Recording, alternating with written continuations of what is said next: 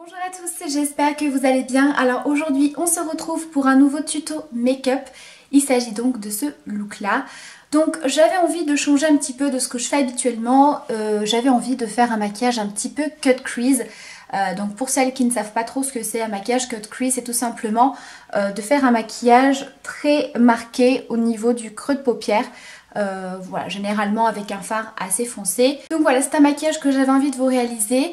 J'espère en tout cas qu'il vous plaira. Vous allez voir, c'est très très simple. Donc pour celles qui aiment ce genre de maquillage, vous allez voir, il n'y a rien de compliqué. Voilà, je vous laisse avec les explications. Alors pour commencer ce make-up, je vais commencer par prendre ma palette de chez Kat Von D et je vais venir utiliser ce fard-ci sous mon sourcil.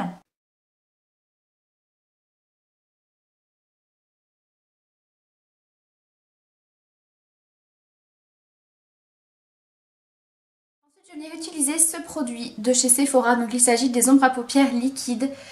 Donc ce sont les eyeshadows Outrageous, donc moi c'est la teinte numéro 1 et c'est un genre de champagne un petit peu rosé comme ça. Ça se présente sous forme de petits embouts comme un gloss et c'est extrêmement pigmenté, très très lumineux. Voilà, la couleur est vraiment très jolie. Alors, je suis un petit peu mitigée sur ce produit en tant que fard à paupières. Je trouve que si vous mettez une couche assez épaisse pour avoir ce résultat là sur la paupière, ça va être justement un petit peu trop épais sur la paupière.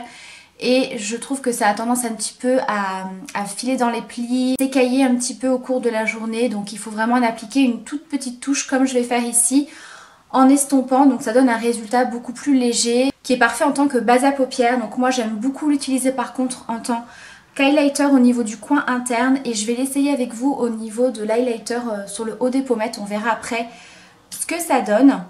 Donc je vais venir en tapoter un petit peu. Vous voyez, la couleur est très jolie. Moi c'est le genre de texture et de couleur que j'aime beaucoup porter, surtout en printemps-été. Vous avez juste un petit peu de fard comme ça, très lumineux, avec un petit peu de mascara. Voilà, donc là je viens assez rapidement l'estomper puisque ça sèche assez vite. Voilà, vous voyez, on a un résultat qui est beaucoup plus léger, on n'obtient pas ce résultat-là. Comme je vous ai dit, si vous voulez vraiment obtenir ça comme résultat, il faut en mettre beaucoup plus. Mais je trouve que le résultat n'est pas super en cours de journée. Donc j'en retapote un petit peu. Bon après, ça apporte pas mal de lumière. Par-dessus, je vais venir appliquer un fard de chez Urban Decay. Il s'agit du fard Illusion, où je viens d'enfoncer mes ongles à l'intérieur. Bon ça va, ils sont pas rentrés très profonds. Puisque c'est un fard qui vient de la palette, attendez, de la palette Glinda. Voilà, c'est une palette que j'avais pas ressortie depuis un moment. Du coup voilà, c'est un fard qui fait partie de cette palette.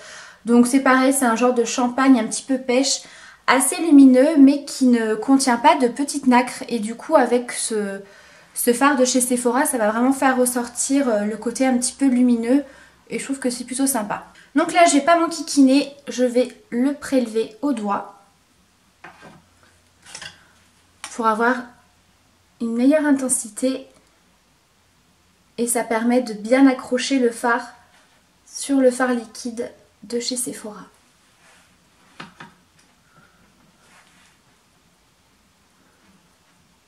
Vous voyez, on a vraiment un fard super lumineux sans forcément avoir ce côté nacré ou pailleté.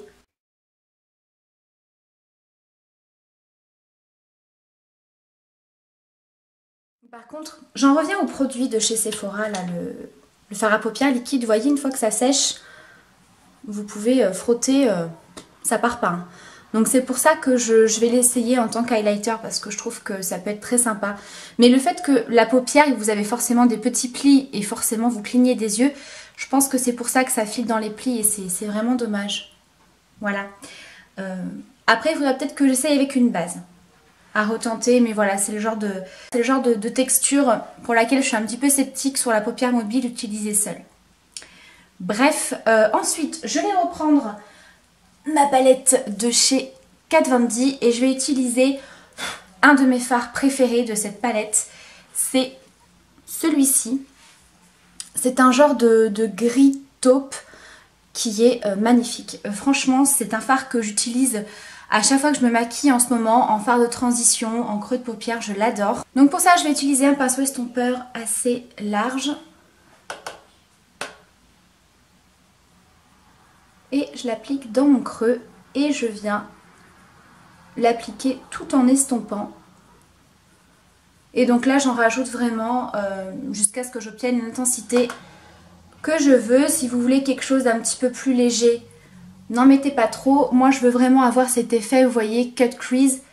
Donc, j'hésite pas à venir marquer justement le creux de paupière.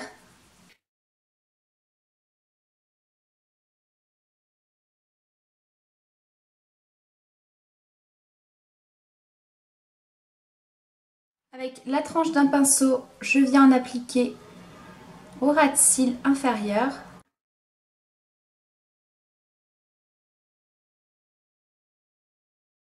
Et ensuite, je viens prendre un fard à paupières noir et c'est vraiment avec ce fard-là qu'on va venir travailler tout le côté cut crease du ras de cils et du creux fin de paupière. Donc, je prends le fard noir de la palette Kat Von D. Il est extrêmement pigmenté, très très noir. Il me fait beaucoup penser au Blackout d'Urban Decay. Il est vraiment très très noir. Donc pour ça, je prends un petit pinceau crayon précision comme ceci. Et donc je vais commencer par l'appliquer au niveau de mes ras de cils, comme un thread liner.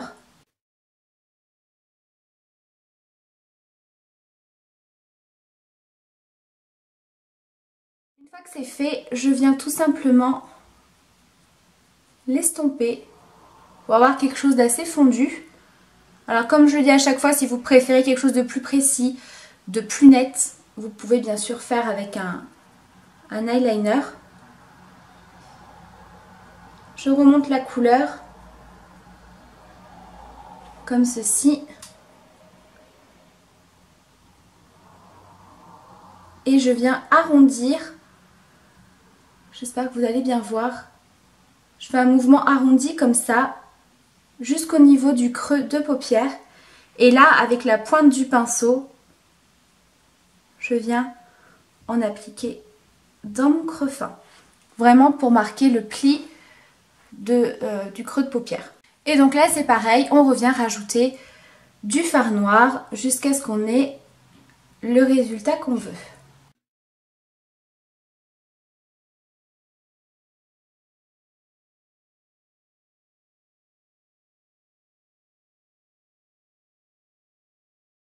Ensuite, je reviens prendre mon pinceau estompeur et je viens flouter. Donc là, n'hésitez pas à prendre votre temps puisque c'est un fard noir. Donc forcément, un petit peu plus délicat à estomper. Ensuite, je reprends un tout petit peu de mon fard gris taupe qu'on a appliqué dans le creux et je reviens en appliquer par-dessus. Et je reviens réappliquer un petit peu de noir. Et vous faites vraiment tout ça jusqu'à ce que vous ayez le rendu que vous voulez. Si vous trouvez qu'ici c'est pas assez noir, on en rajoute un petit peu. Et on revient estomper. Pour avoir un maquillage réussi, il faut vraiment que tout soit bien estompé. Même si on veut avoir quelque chose d'assez marqué, comme ici au niveau du creux de paupière. Voilà, il faut quand même de l'estompage. Une fois que tout ça est fait, voilà, que vous avez l'intensité que vous voulez, que votre estompage est fait, je viens réappliquer un tout petit peu de mon fard Urban Decay, puisque forcément, quand on applique des fards un petit peu plus foncés, qu'on estompe, on perd de l'intensité et forcément ça se dégrade un petit peu sur le fard clair. Donc je vais en prendre un tout petit peu avec un petit pinceau plat et je viens en réappliquer en tapotant.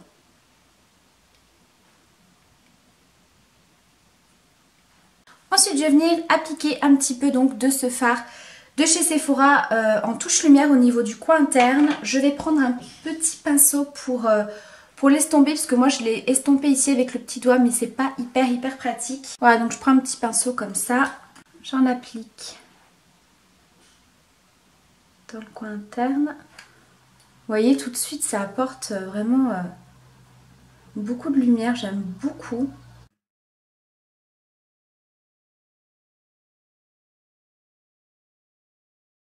Après, on peut en prélever directement avec le pinceau, c'est même plus simple.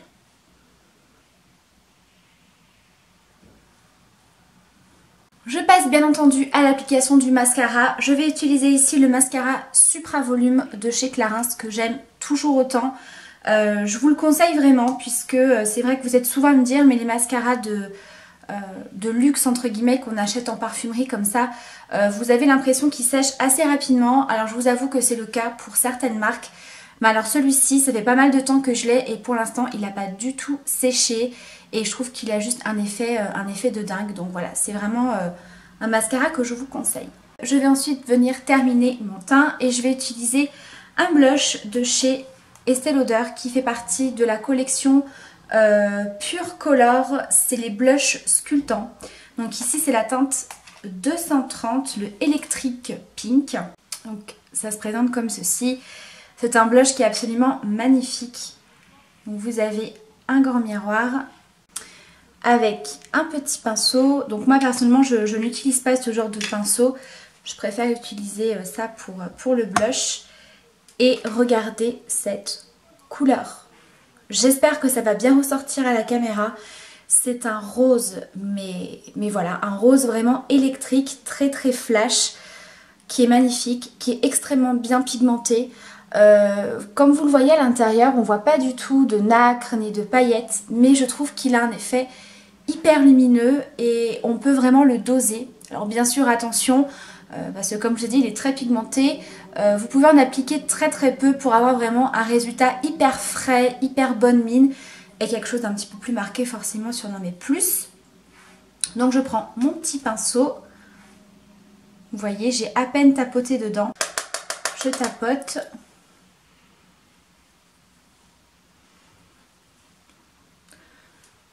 J'espère qu'on verra bien, il est vraiment magnifique.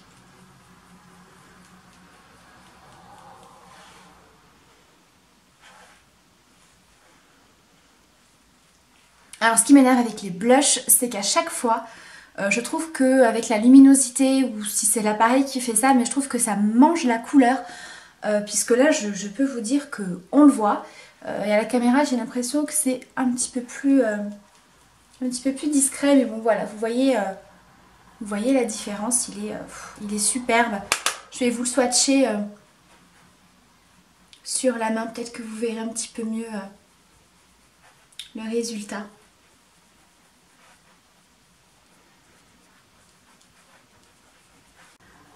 Regardez. Ah, il est trop beau. Ça, je pense que ça va être un de mes blushs préférés pour ce printemps. Voilà pour le blush. On va ensuite passer à l'highlighter. Donc on va voir ce que ça donne avec mon petit fard de chez Sephora. Je ne sais pas où je l'ai posé. Il est là. Est-ce que je l'applique au doigt? Je l'estompe au doigt ou avec un pinceau? Je ne sais pas. Écoutez, on va essayer au doigt. On va bien voir ce que ça donne.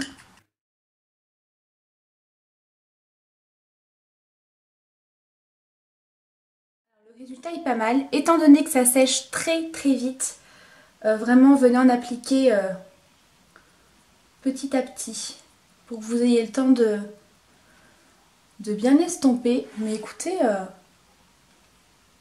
j'aime beaucoup.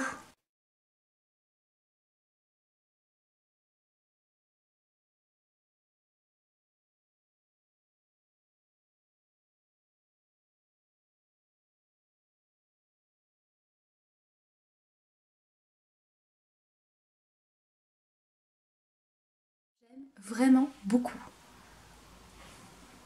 J'aime énormément. Franchement, voilà, il faut le travailler très vite. Allez-y petit à petit, mais je trouve le résultat très joli. Vraiment très sympa.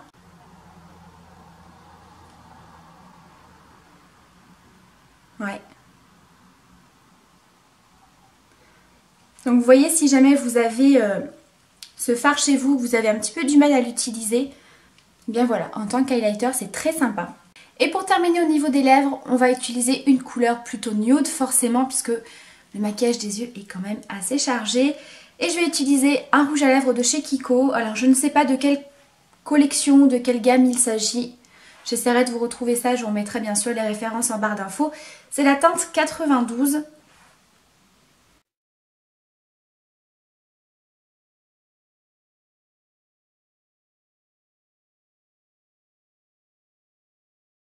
Et bien voilà pour ce maquillage, j'espère en tout cas qu'il vous plaît. N'hésitez pas à me laisser vos impressions en commentaire. Si vous avez d'autres idées de vidéos, de maquillage, etc. n'hésitez surtout pas à me laisser également tout ça en commentaire. Je vous embrasse très très fort, je vous dis à très vite pour une prochaine vidéo. Ciao!